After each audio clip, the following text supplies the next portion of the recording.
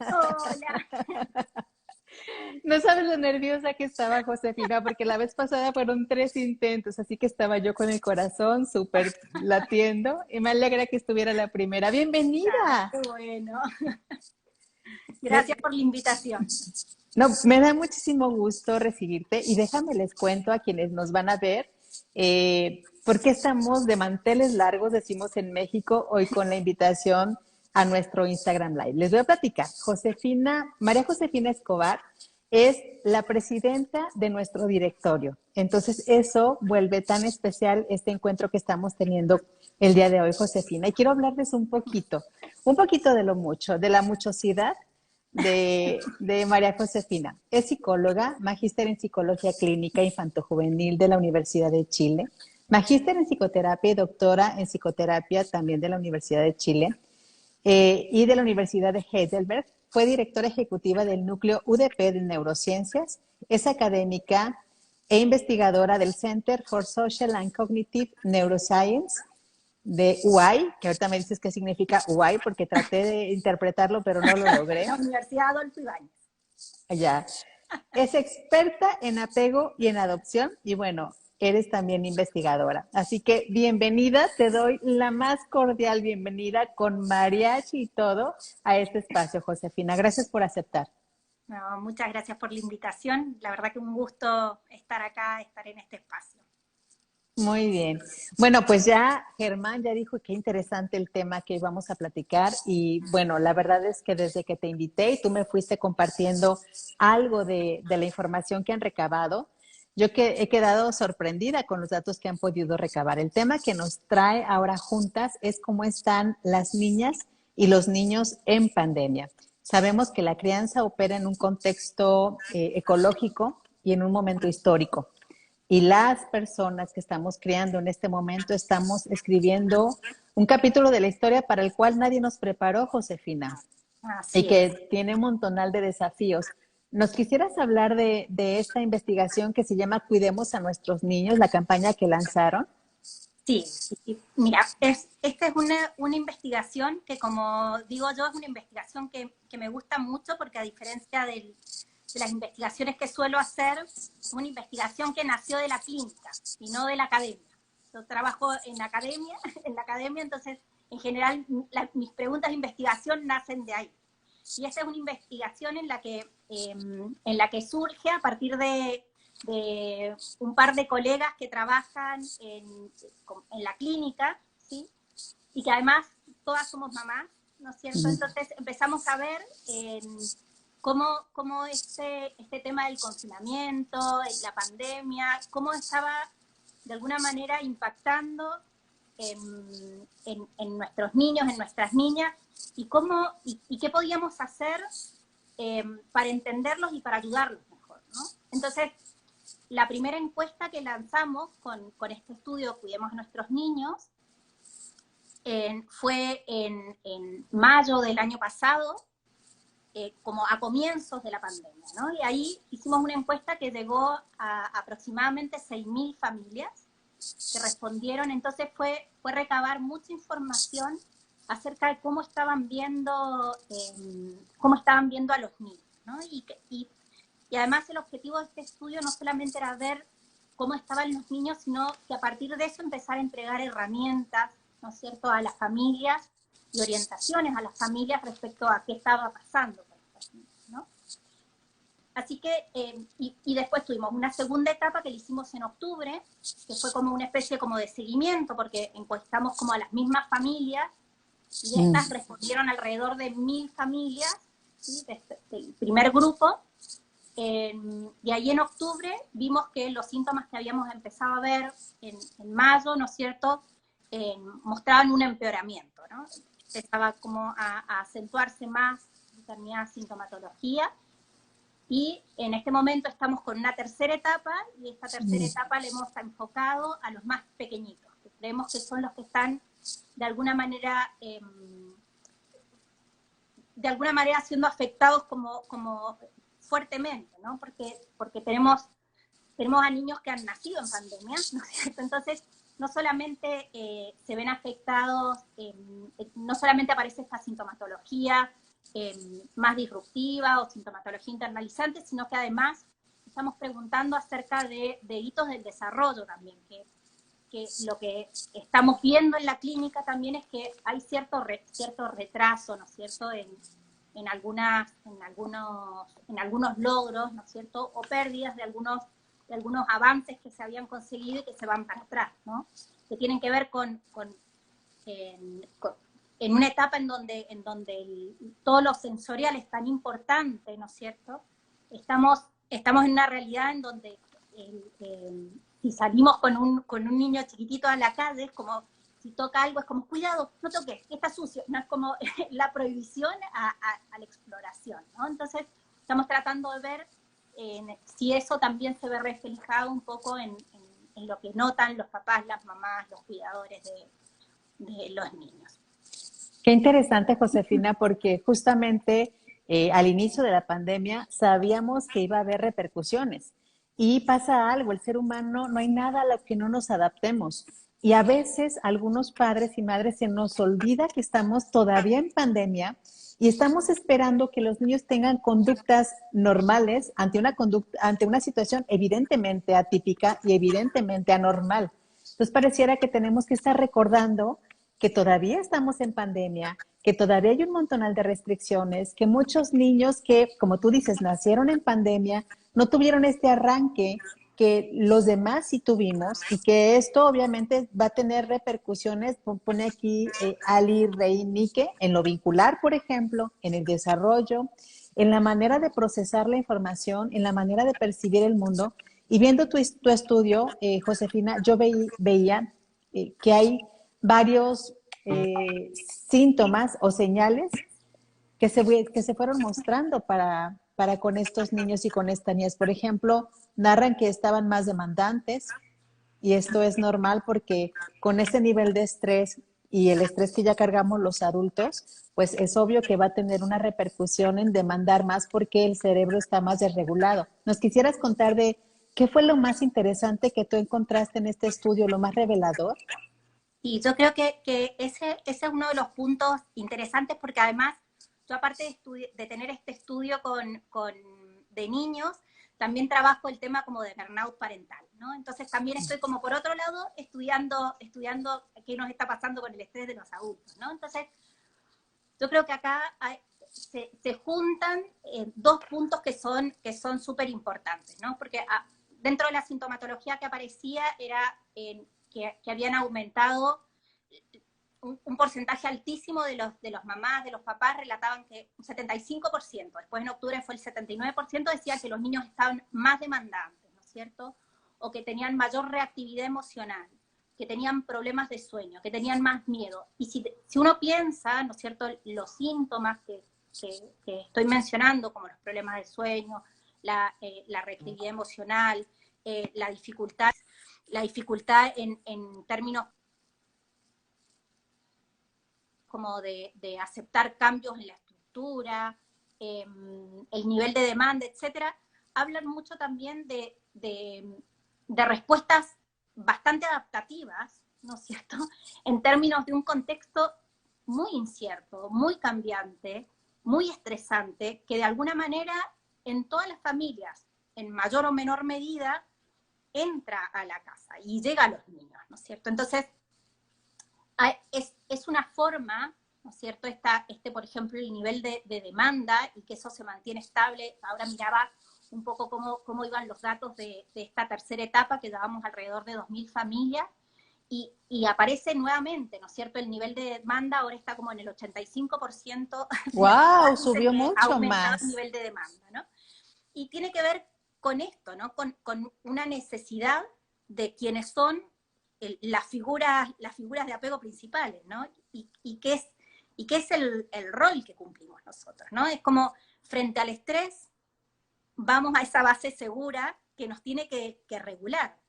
El problema es que ahora, nosotros que debiéramos ser esa base segura que ayuda a regular, también estamos muy demandados, muy agotados, ¿no? Y entonces yo creo que ahí está el peligro, ¿no es cierto? Y yo creo que el mensaje, y ahí cuando me preguntabas, bueno, ¿qué es lo que más se saca como en limpio de esto? Es nuestros hijos, nuestras hijas nos están necesitando mucho, ¿no?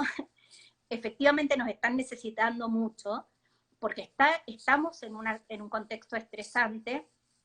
Entonces tenemos que preocuparnos también en cómo están los adultos cuidadores, ¿no es cierto?, para estar disponibles, porque en este momento nos necesitan más disponibles que nunca, y en este momento estamos, en muchos casos, más agotados que nunca, ¿no? Entonces, yo creo que una de las cosas que hemos tratado de reforzar mucho desde el estudio es la importancia del trabajo, primero, de mostrarle a las familias que esto que le está pasando a sus niños no es algo aislado, no es algo, sino que es algo que están atravesando muchos niños y niñas. Y eso ya baja bastante la ansiedad, ¿no es cierto?, en los papás, las mamás. Y por otro lado, lo importante que es el cuidar de nosotros mismos, ¿no?, como adultos, ¿no? El tema como del autocuidado para así poder ser efectivamente un adulto disponible como para regular, ¿no es cierto?, y ser un poco los catalizadores del estrés que viene de afuera, ¿no? Como nosotros tenemos que cumplir esa función en este momento. Entonces, quizás los niños, y uno también podría pensar, quizás no están tan demandantes, pero nosotros estamos muy agotados, entonces también los sentimos más demandantes, ¿no? Entonces, yo creo que ahí se juntan ambas cosas, ¿no? Que por los dos del lado nos están pasando muchas cosas, y en ese sentido, una de las yo creo que es como el primer paso para cuidarlos a ellos, es cuidarnos a nosotros, porque y sobre todo con los más chiquititos, ¿no es cierto?, que tienen menos autonomía y demás, la importancia de que como adultos, cuidadores, y para poder funcionar como esa base segura, es súper importante poder estar bien para estar disponibles, ¿no? Claro. Fíjate, por aquí nos dice Sin que ella, ahí se escucha como doble, no sé si por ahí tienes activo el Instagram en algún otro dispositivo, que No. se está viciando un poco el sonido. A ver, no. Pero quizás, mira, me puedo poner los audífonos, a ver si nos ayuda. Te voy comentando en lo que nos dice Sin. Dice, soy madre de dos niños, de 7 y 2 años, encerrada todo el día y estoy agotada mentalmente, nos dice Sin. Hay días en que no sé cómo llevarlo. Y ahorita que te escuchaba, me hiciste recordar, porque hicieron en mayo el primer levantamiento de datos con 6,000 familias, y luego con 1,000 en octubre. Y en octubre había subido exponencialmente, bueno, no tan exponencial como ahora subieron más puntos en esta tercera etapa. Pero hablaste de que aumentó la percepción de demanda con respecto a los hijos y a las hijas. Y me hiciste recordar, Josefina, en octubre del año pasado tuvimos un congreso internacional de resiliencia, de recuperación y adversidad, y estuvo con nosotros Bruce Perry. Y Bruce Perry nos hablaba de que a esas fechas, en octubre del año pasado, habíamos tenido ya muchos meses de estar recorriendo estrés constante con la pandemia, encierro, pérdida de empleos, se nos movió el mundo entero. Y decía que una de las características que a esa fecha notaba como un común denominador era que nuestra batería de energía, de vitalidad, de disposición, de alerta, de estar dispuestos para los otros, se bajaba más rápidamente. Si antes nuestra pila era de litio y nos aguantaba de lunes a viernes, y a lo mejor ya el viernes llegábamos a la semana así como, ya es sábado, ¿no? Y ya voy a recargar la pila entre sábado y domingo. Decía Bruce que a esas alturas era lunes y la pila ya estaba así.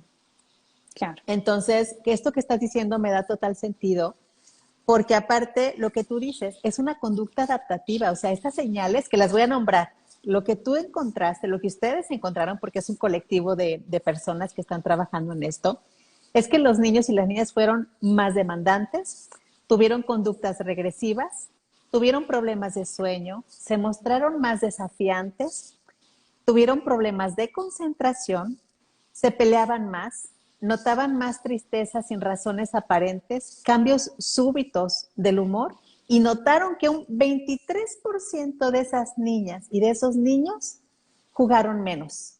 Entonces, me gustaría que en esta parte nos pudieras hablar lo hiciste de paso, pero si pudiéramos ponerle como más realce en ser compasivos y en entender que lo que nos está pasando es una cuestión adaptativa. Nuestra resiliencia está buscando de dónde tomarse para encontrar los recursos para hacerlo de la mejor manera. Entonces, no sé si en esto pudieras como abonar un poco más, Josefina.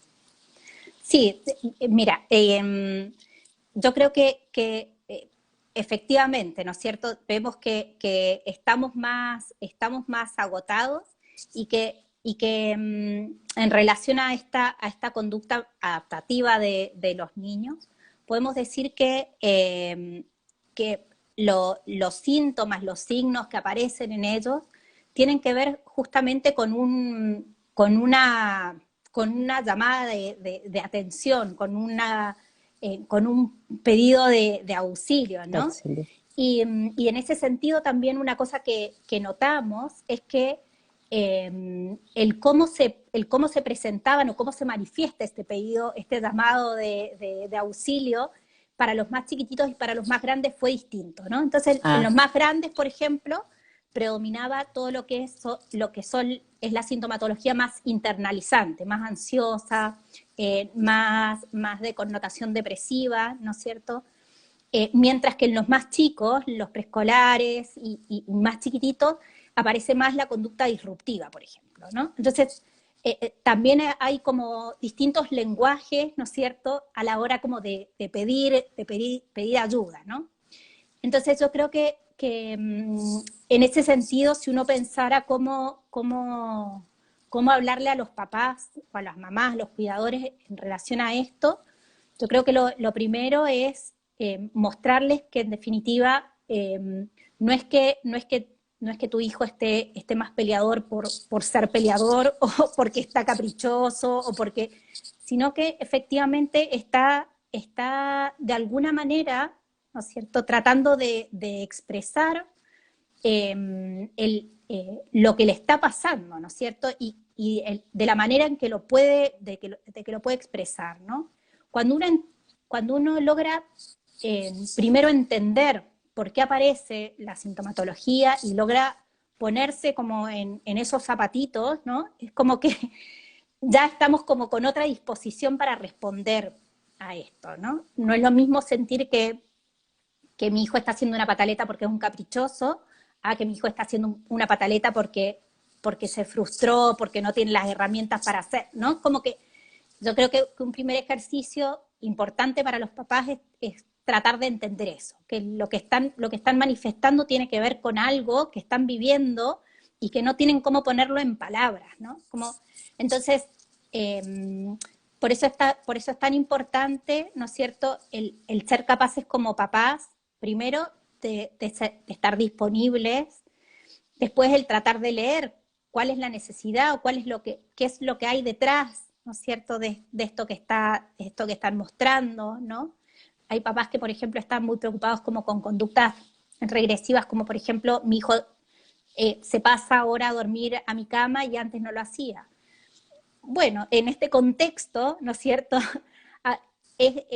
es, es el momento como para flexibilizar ciertas reglas, ¿no? Entonces, de claro. repente, este no es el momento para enseñar la autonomía en términos de dormir solito, y si le hace bien en este momento dormir con mamá, dormir con papá, quizás es un buen momento para hacerlo, ¿no? Porque eso va a ayudar a que este hijo, esta hija, ¿no es cierto?, sienta este cuidado, esta contención, ¿no? Y ver cuáles son las prioridades también que ponemos, ¿no es cierto?, en qué cosas les estamos exigiendo a nuestros hijos, a nuestras hijas. Yo creo que también con el tema como de la falta de concentración, la necesidad como de estar moviéndose, el aumento como de actividad motora, etcétera, se asocia mucho también y se ve mucho en la etapa de los escolares y que tiene que ver con esto en lo que nos hemos visto metidos, que es la educación en línea, en donde les estamos pidiendo a chiquitos de 6 años que estén toda la mañana frente a una pantalla y que no lo pueden hacer. Entonces, yo creo que es importante encontrar como equilibrio entre lo que le estamos pidiendo, ¿sí? Y cuáles son, en definitiva, las expectativas realistas que tenemos que tener para las cosas que les estamos pidiendo, ¿no? Y por otro Claro, lado, eso, el tratar de ser con nosotros mismos como cuidadores, ¿no es cierto? En cuidarnos, ¿no es cierto? El tema como del autocuidado. A mí me gusta como señalar el tema como del autocuidado porque lo encuentro tan importante y a la misma vez es como que siento que cuando uno le dice a una mamá que está agotada, que está todo el día haciendo miles de cosas, y le dice, bueno, es que el autocuidado, lo primero que piensa esa mamá es como en qué minuto claro. autocuidado, ¿no? Porque por ahí pensamos que el autocuidado tiene que ver, ¿no es cierto?, con dedicar mucho tiempo, no sé, a salir a trotar y en realidad autocuidado es dedicarnos 10 minutos del día a, no sé, a desayunar tranquilo, conectado un poquito con lo que me está pasando a mí, ¿no? O poder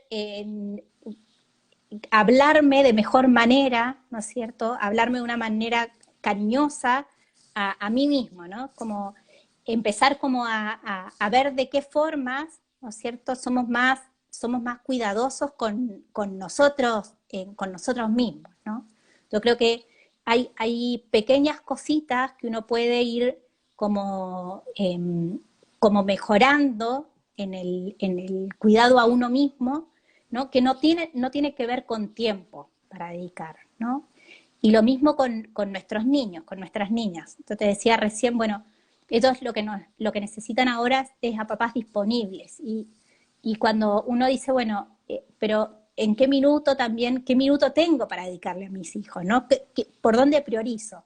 Bueno, hay que priorizar los espacios, ¿no es cierto?, que ellos te puedan sentir, ¿no es cierto?, como un espacio seguro, un espacio de cuidado, el fomentar espacios de diálogo, ¿no es cierto?, el brindar espacios para los más grandes, espacios en los que sepan que se puede conversar acerca de lo que sienten, de lo que les pasa, el poder dar como uno también el ejemplo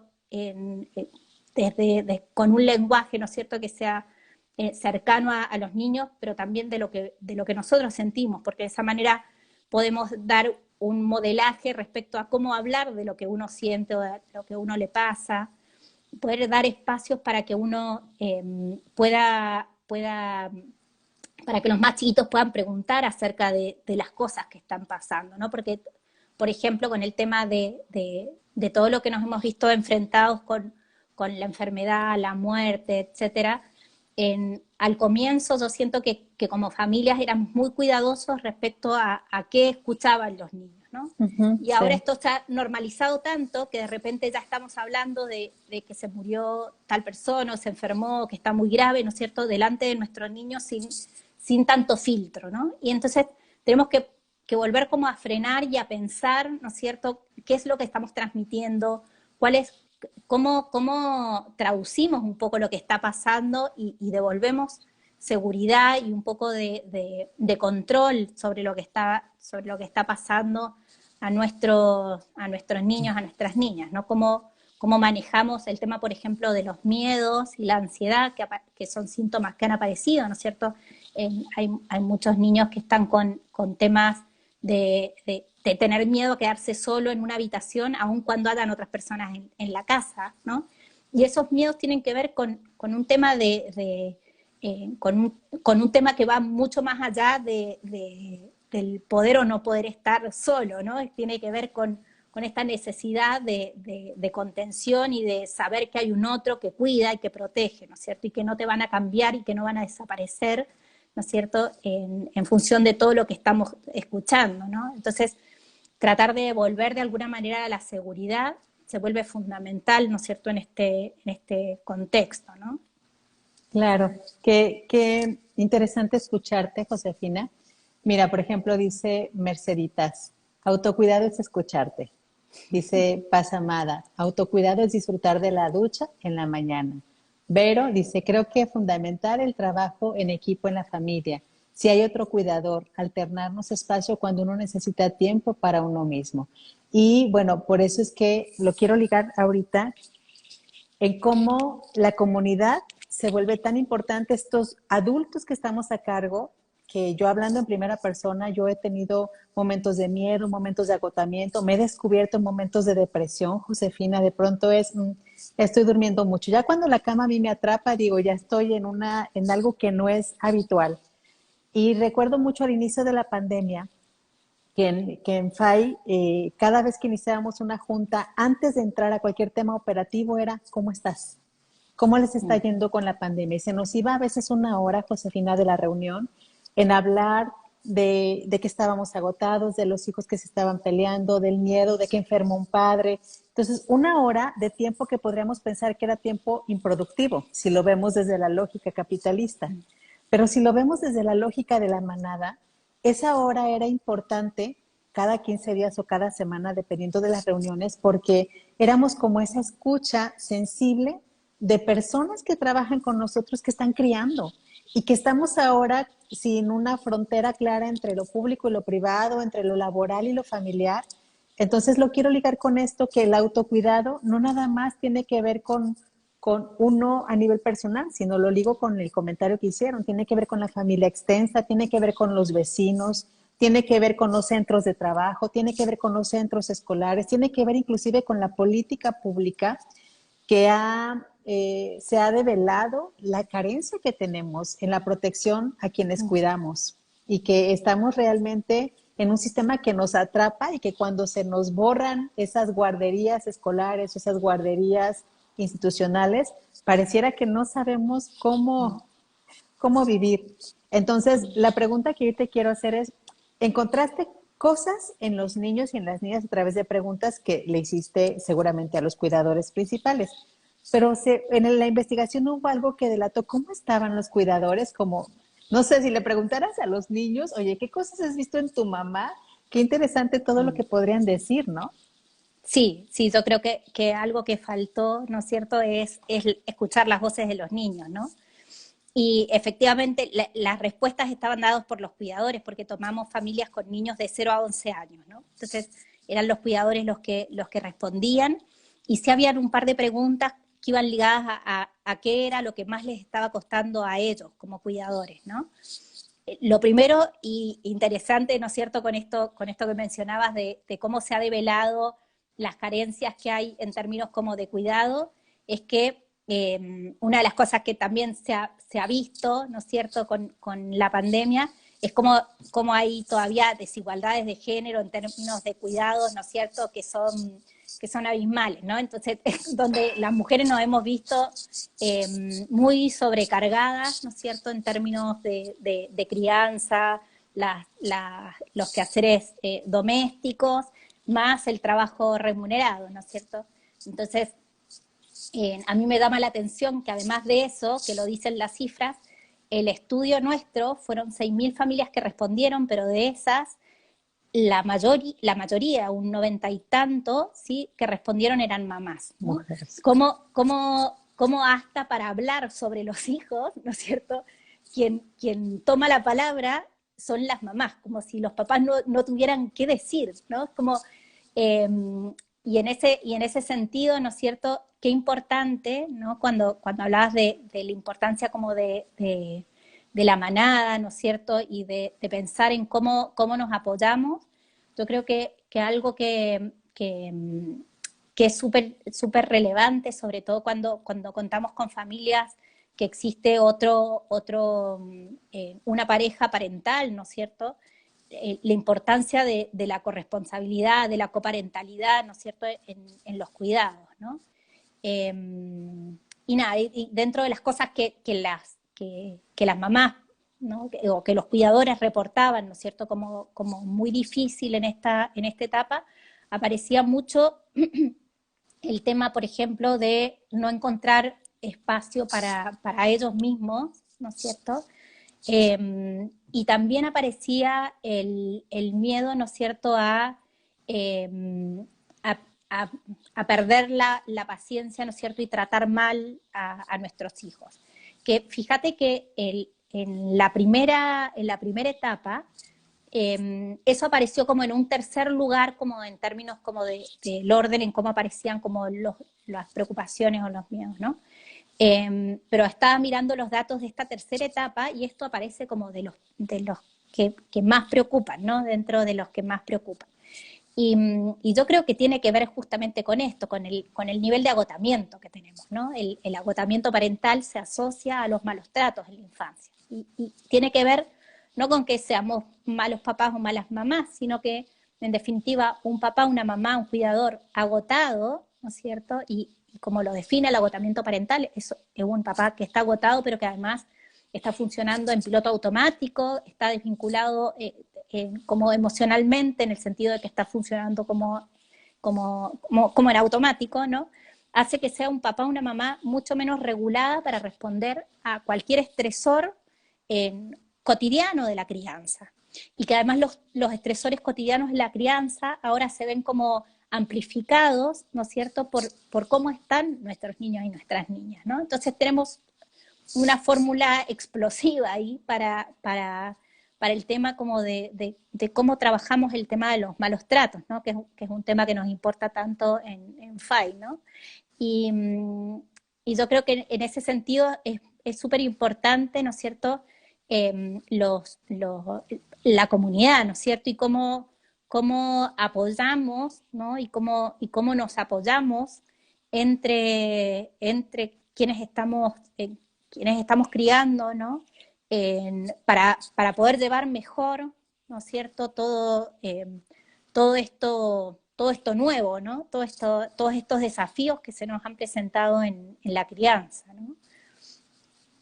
Sí, y hablabas de la flexibilidad, o sea, que es un momento para ser flexibles y saber qué priorizamos. Y hablabas de algo importante, o sea, creo yo que estimular el desarrollo siempre es bienvenido, estimular el aprendizaje, pero antes tendríamos que priorizar la seguridad emocional. Pregunta Merceditas, ¿por qué se ponen tan inseguros? O sea, es una situación donde el mundo entero se movió, donde se habla de muerte, donde nos leen el miedo, Josefina. O sea, nuestros hijos nos están leyendo todo el tiempo lo que nos está pasando. Entonces, ¿cómo es tan importante en un momento en el que se mueve el mundo entero saber a qué le damos prioridad? ¿A qué le Sí. damos prioridad? Y es en la crianza, y como tú lo dijiste, a lo mejor uno antes asociaba autocuidado con irse de vacaciones a un crucero, ¿no? Hoy el autocuidado es poderme comer un mango tranquila, sin que esté al tanto del celular, porque en el celular hay como una hiperexigencia, y dejar el celular 10 minutos comiéndome un mango ya es autocuidado.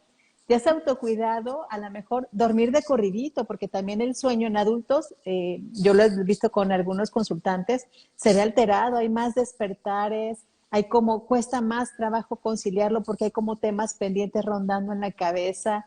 Entonces, a lo mejor parte de un autocuidado es saber que hoy voy a dormir de corridito. Entonces, creo que esto que hablas de la flexibilidad, inclusive la flexibilidad en lo institucional, otra vez tocó el tema de lo institucional. Hoy ya vemos que si aparece un niño o una niña en una videoconferencia, ya uno no se pone pesado, es como, ¡ay, que salude! O sea, ya estamos viendo que eso es importante y es necesario.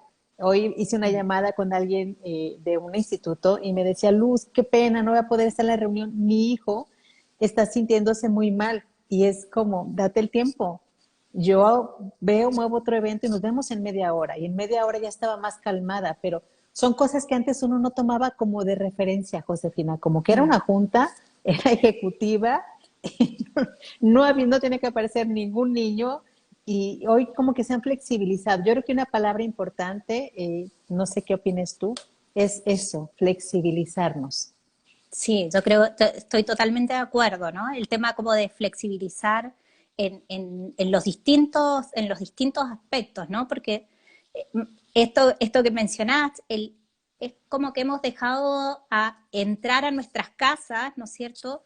En el colegio, el trabajo, o sea, hemos borrado esos límites que nos permitían que nuestro hogar sea un espacio de descanso, de conexión con los nuestros. Ahora ya como que no existe ese límite, ¿no? Entonces tenemos que ser muy flexibles, ¿no es cierto? Tenemos que ser flexibles con nosotros también, ¿no? Hay que, esto que mencionabas de priorizar, yo creo que es muy importante, es muy importante eh, aceptar que no somos capaces de poder con todo, ¿no? Y no poder con todo significa que tenemos que priorizar y que cuando priorizamos vamos a renunciar a algunas cosas. Y tenemos que abuenarnos con esa idea, ¿no? Amigarnos con esa idea, porque en la medida en que tratemos de cubrir todos los flancos y de hacerlo todo, lo único que vamos a ganar es agotarnos más rápido, ¿no? Entonces, en este momento tenemos que priorizar el bienestar emocional de nuestros hijos, de nosotros, ¿no es cierto? Entonces, si eso va a implicar que mi rendimiento sea un poco menor o que el rendimiento de mi hijo sea un poco menor en el colegio, bueno, ya habrá en otros momentos para repuntar en lo que se flexibilice, pero este no es el momento de exigirnos cosas, de ser severos o ser exigentes respecto de lo que nos estamos pidiendo, ¿no? Entonces yo creo que el tema como de flexibilizar es muy importante. Y por otro lado, con esta pregunta que hacían de por qué se sienten tan inseguros, ¿no es cierto?, los niños, que lo respondiste perfecto, ¿no? Es como toda esta avalancha de cosas que están pasando, ¿no es cierto?, que les cambiamos las reglas del juego de la noche a la mañana y ahora estamos en cuarentena y ahora ya no, y volvemos al colegio y ahora ya volvemos otra vez a clase online, ¿no? Esta cosa como siempre cambiante. Una de las cosas que los estudios han mostrado que han tenido un impacto positivo y que han permitido reducir como sintomatología ansiosa y depresiva, sobre todo con los más chicos, con preescolares. Se hizo un estudio en esta línea y se vio que las familias que mantenían ciertas rutinas, ¿no es cierto?, más allá del contexto socioeconómico y demás que tuvieran las familias, el factor que había sido protector, ¿no es cierto?, para el bienestar de estos niños tenía que ver con mantener ciertas rutinas familiares, ¿no? Y esto tiene relación justo con lo que decíamos al principio, de entregar cierta seguridad y cierto control, ¿no es cierto?, a nuestros niños. Entonces, parece como medio paradójico decir que tenemos que ser flexibles y tenemos que tener rutinas, pero en realidad son ambas cosas, ¿no? Tenemos que ser flexibles, pero tenemos que también de alguna manera en otros aspectos en relación con nuestros hijos tratar de entregar ciertos parámetros, ¿no es cierto?, que ellos puedan predecir, ¿no? Respecto de, no sé, si tenemos que hacer teletrabajo, bueno, tener ciertos horarios en términos de ahora la mamá va a estar conectada, pero después de estar conectada va a estar un rato contigo, y entonces al principio va a estar ansioso y se va a estar metiendo en las reuniones, pero ya cuando pasen las semanas y la mamá siga con esta rutina, ya va a saber que si espera, en un rato más la mamá termina y viene a jugar conmigo, ¿no? Es como entregarles como estos espacios o saber que, no sé, durante la semana igual nos levantamos temprano, pero el fin de semana tenemos cierto ritual familiar, ¿no? Esta fue una de las preguntas que le hicimos, que fue bonito, pues le hicimos unas preguntas abiertas en el cuestionario sobre qué cosas sentían los papás, las mamás que les había servido a los niños en esta pandemia y que les había gustado, ¿no? Y dentro de las cosas que aparecen que a los niños les ha gustado, ¿no?, es el tema de estar en familia, ¿no? Que uno lo ve como súper estresante, ¿no? Y tiene ese lado súper estresante, pero lo cierto también es que el tener a sus cuidadores, ¿no es cierto?, 24/7 en la casa, en muchos casos ha sido algo positivo para los chicos de alguna manera, ¿no? Y también valoraban mucho los niños, las niñas, ¿no es cierto?, el poder tener ciertos rituales instaurados como, no sé, los viernes en la noche ver una película, o los sábados, no sé, se comía un asado, o sea, habían como hitos que marcaban de alguna manera algo que se podía predecir dentro de lo impredecible de este tiempo, ¿no es cierto? Habían algunas cosas que hacían que les permitía tener algo de control respecto a lo que iba a pasar, ¿no? Y eso yo creo que también es algo bonito, algo simple que uno podría tener, ¿no es cierto?, con los niños, ¿no? Claro, mira, Luisa, por ejemplo, nos hace esta pregunta de la paradoja que tú decías.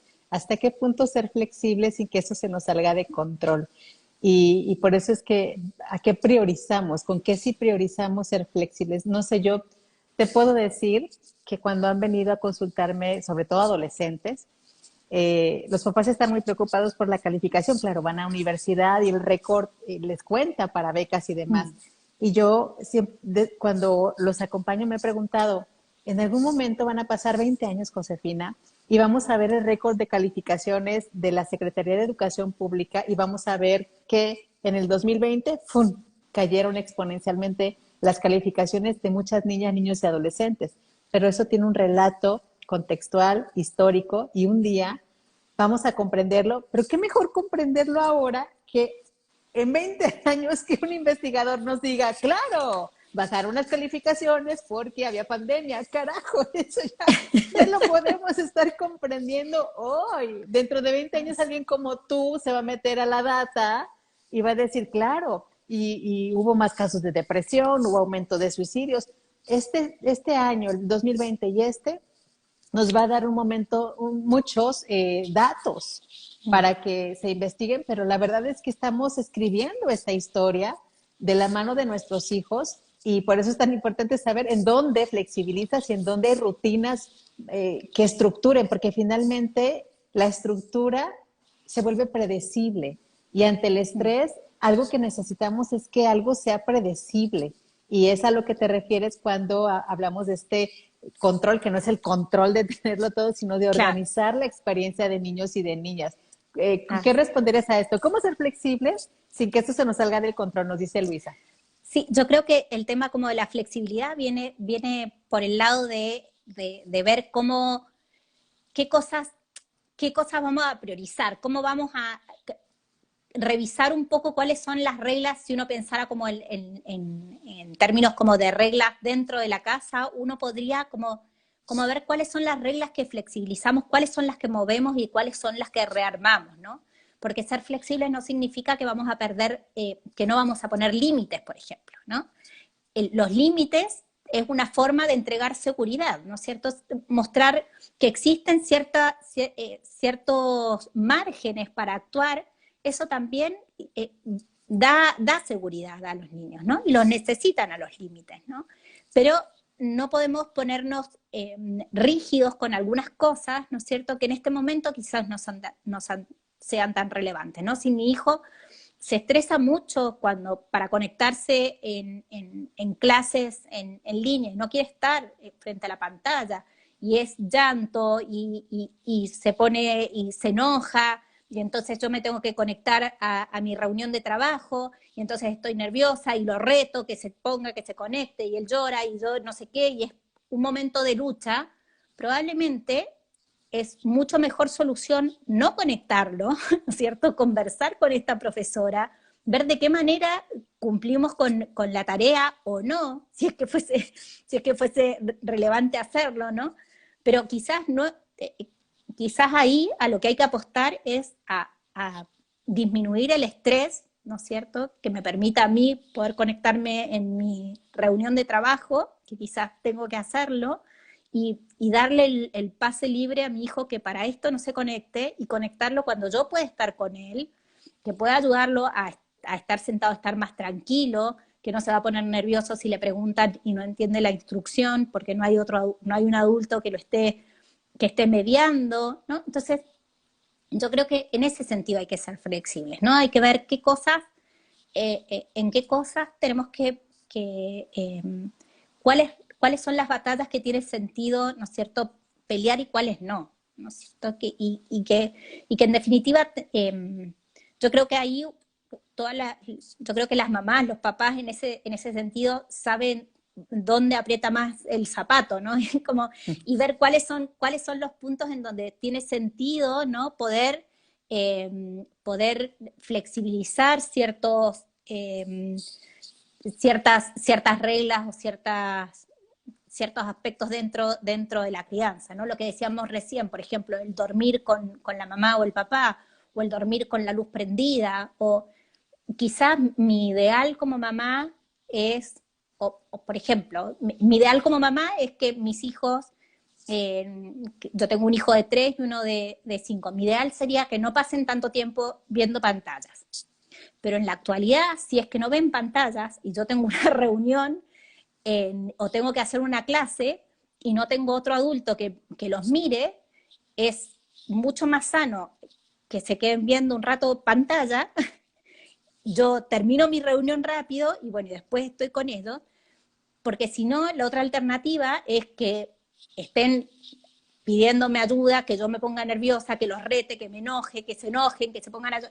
Entonces, de repente en este momento las pantallas se vuelven un recurso para la crianza, ¿no? Entonces, en ese sentido yo creo que es donde tenemos que empezar como a flexibilizar, ¿no? Y flexibilizar cuáles son, en definitiva, también nuestras expectativas respecto de lo que quisiéramos ser como, o lo que pensamos que es lo óptimo en la crianza, y lo que efectivamente en este contexto, que es un contexto extraordinario, ¿no?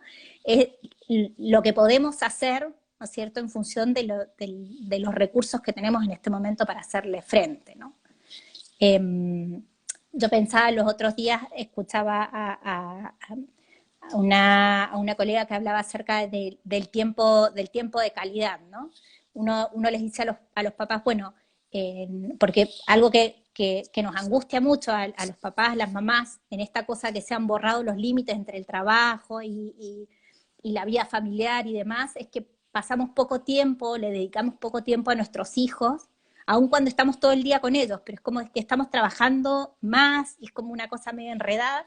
Entonces, uno cuando dice, bueno, hay que priorizar como el tiempo de calidad, también aparece esta pregunta de, bueno, ¿en qué minuto le dedico tiempo de calidad a mis hijos, no? Es como, y está como este ideal como de mamá Instagram, en donde aparecen estas fotos de las mamás haciendo manualidades o cocinando, haciendo cosas maravillosas con sus hijos, y uno dice, ¿en qué minuto hacen esas cosas? Y en realidad, tiempo de calidad es un tiempo en que el cuidador, la mamá, el papá, el adulto que está a cargo, la pase bien, y que el hijo, la hija, lo pasen bien. Y que eso puede ser con un hijo adolescente, el estar los dos sentados viendo un capítulo de una serie, ¿no? Es como, si estamos cansados, no nos exijamos hacer algo que no vamos a estar conectados con lo que estemos haciendo, ¿no? Entonces pueden ser cosas muy simples, o puede ser en el momento cosas que tenemos que cumplir en la rutina, como por ejemplo darles de cenar, o hacerlos dormir, o bañarlos. Esos pueden ser momentos de calidad, ¿no? Un momento de disfrute en donde realmente estemos conectados con lo que estamos haciendo, ¿no? Y que la pase bien nuestro hijo, nuestra hija y nosotros, ¿no? Yo creo que el tema como de las expectativas también es como un tema como clave, como para manejar como con los papás, con las mamás. Claro. Y bueno, tú tocaste el tema que de pronto yo lo veo en redes sociales, en Instagram, que genera como un falso escenario, ¿no? Porque muchas personas la están pasando realmente pesado, o sea, ni para Instagram hay, porque no hay tiempo, no hay internet, no hay aparato, pero creo que así como tú lo has dicho, o sea, es como poner las expectativas realistas a dónde estamos nosotros parados. No es lo mismo, yo soy madre de 2 hijos adolescentes y la verdad la pandemia me ha pegado, pero no tanto como a ellos. Yo veo a ellos que en su momento histórico de conectarse con otros, pues por fortuna nos llevamos bien en familia, porque si no, pobres, estar encerrados con su manada nuclear, pero llevándose mal, qué difícil, qué más difícil sería para ellos. Entonces, ponernos en qué ciclo vital estamos, qué necesidades de desarrollo se tienen, qué necesidades tengo yo, qué elementos sí tenemos para poder propiciar como momentos de encuentro, porque ahorita que te escuchaba, me pone a pensar, Josefina, que a lo mejor nuestras hijas y nuestros hijos en este momento histórico, más que aprender habilidades o conocimientos como de aprendizaje cognitivo, están aprendiendo habilidades de supervivencia, están aprendiendo habilidades de relación, están aprendiendo habilidades para que si viene otra adversidad van a estar mejor dotados con los recursos que nosotros les podamos proveer, para el cual a nosotros no nos programaron, no nos educaron, no nos socializaron. Entonces, qué interesante todo esto que estás diciendo. Y me hizo mucho ruido lo que dijiste acerca de quiénes seguimos cargando la crianza como mucho con la carga más fuerte, ¿no? Que somos las mujeres. Y tu estudio, aparte de lo que está delatando, es eso, que también socialmente es algo que se está delatando, la importancia y la urgencia de que los hombres puedan sumarse, pero de ver como desde el sistema de trabajo, qué hace que no se puedan sumar, qué está pasando para que cueste tanto trabajo que se vayan sumando de manera activa. Así que lo que está recabando, yo ansío que se haga el estudio acá en México, como ver qué está pasando por acá. Y bueno, decirte que dice alguien, dice Merceditas, me siento muy identificada con todo lo que decís. Muchas gracias por el espacio. Y bueno, alguien también dice respecto a las expectativas educativas, hay que saber si es educativas o de desarrollo, como saber en dónde ponemos la mirada. Y el tiempo ya se nos está yendo, Josefina. Tú hablabas de que este estudio lo que pretende es dotar de herramientas. Cuéntanos de eso. Les prometo que nos va a decir dónde está el estudio, si se va a publicar, porque está pregunte y pregunte, pero eso lo estoy guardando al final. Ténganme paciencia. Sí, bueno, nosotros lo que hemos hecho es armamos una plataforma, tenemos una página web del estudio, el Cuidemos a Nuestros Niños, y tenemos sobre todo lo que está más vivo es el Instagram del estudio, y ahí lo que hemos hecho en función como de los distintos temas que han ido apareciendo, hemos hecho como lives con expertos en distintos temas. Por ejemplo, tenemos un live con temas de sueño, ¿no es cierto? Y con recomendaciones concretas respecto a cómo manejar el sueño en la pandemia, ¿no es cierto? Y tenemos en temas de burnout parental, en temas de qué pasa en particular con los preescolares, qué pasa con el uso, la importancia como del juego, la importancia de entregar seguridad, ¿no es cierto?, a los niños. Y tratamos de hacer siempre como un pequeño live y después un post como con herramientas como concretas para trabajar, o trabajamos el tema, por ejemplo, del duelo y el uso de los cuentos para trabajar temas de duelo. Hemos tratado como de que estos insumos en definitiva no queden solamente para ser publicados como datos, sino que efectivamente sea algo que les permita a los papás como pensar y repensar y ver con qué herramientas concretas podemos contar, ¿no es cierto?, para ayudarlos de una mejor manera, ¿no? Ese ha sido como más o menos la apuesta, y en eso hemos estado trabajando con el equipo. Va, entonces en lo que encuentran resultados, esos resultados van dotando de información y de recursos de orientación de expertos en la cuenta de Instagram. ¿Cuál es esa cuenta? Cuidemos a nuestros niños, pero sin la ñ, con n. N. Después Cuidemos. ahí Entonces, lo podemos subir ahí si querés, cuando subas el post, ahí te lo mando para que quede como escrito. sí, lo Pero ponemos cuidemos a en nuestros el niños. título. Ajá, Cuidemos a nuestros niños. Ahí pueden encontrar no nada ahí más los está todo. resultados, sino pueden encontrar recursos de orientación, que eso es bien importante. Creo yo que también la pandemia nos ha hecho a muchos profesionales democratizar lo que sabemos. Y bueno, yo sí te diré la cantidad de lives en los que me invitan, y yo la verdad accedo porque se vuelve un recurso. Alguien lo escucha, algo toma, y eso se vuelve como una capita de resiliencia que le puede ayudar a acompañar de mejor forma a sus niños y a sus niñas. Y eso ya es un aliciente en Fundación América por la Infancia. Así es. ¿Con qué cerrarías? Con todo esto que nos has dicho, que ha sido muy enriquecedor, estamos ya por cerrar.